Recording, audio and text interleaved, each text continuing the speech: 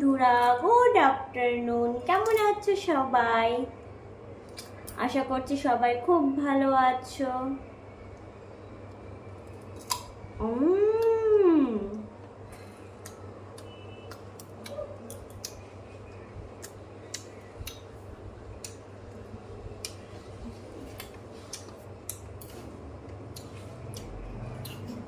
কেমন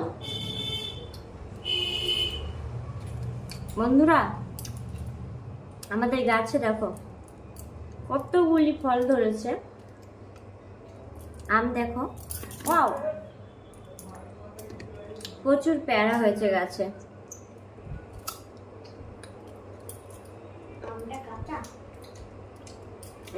কাঁচা আম, প্রচুর ফল ধরেছে, তোমাদের দেখাবো একদিন।